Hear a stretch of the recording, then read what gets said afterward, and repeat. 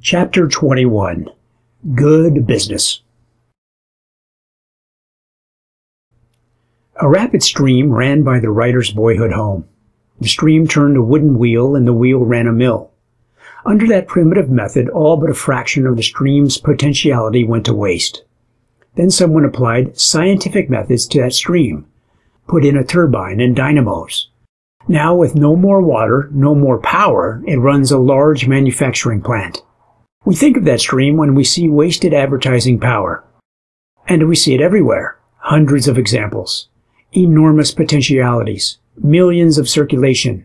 Used to turn a mill wheel, while others use that same power with manifold effect. We see countless ads running year after year which we know to be unprofitable. Men spending $5 to do what $1 might do. Men getting back 30% of their cost when they might get 150%, and the facts could be easily proved. We see wasted space, frivolity, clever conceits, entertainment.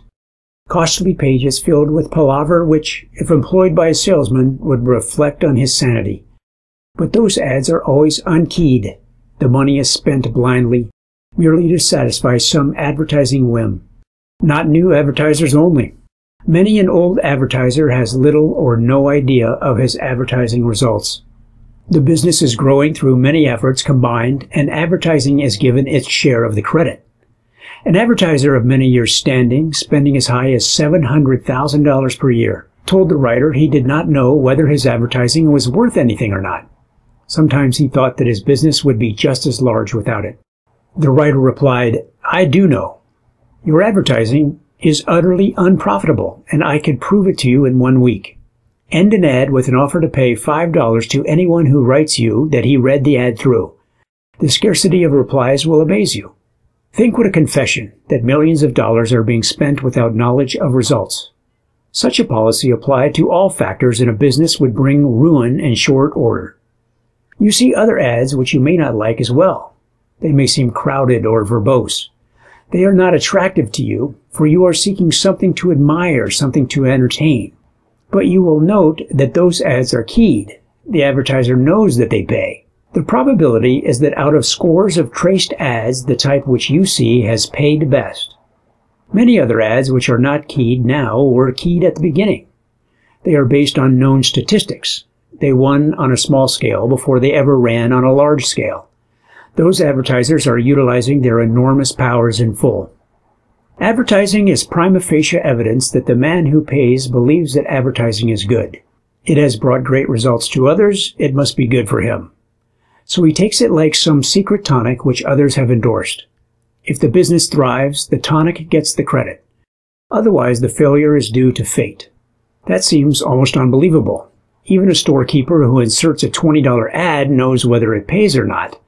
Every line of a big store's ad is charged to the proper department, and every inch used must the next day justify its cost.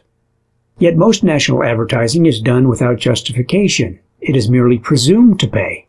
A little test might show a way to multiply returns. Such methods, still so prevalent, are not very far from their end.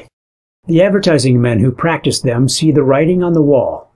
The time is fast coming when men who spend money are going to know what they get. Good business and efficiency will be applied to advertising. Men and methods will be measured by the known returns, and only competent men can survive. Only 1 hour ago, an old advertising man said to the writer, "The day for our type is done. Bunk has lost its power. Sophistry is being displaced by actuality, and I tremble at the trend." So do hundreds tremble.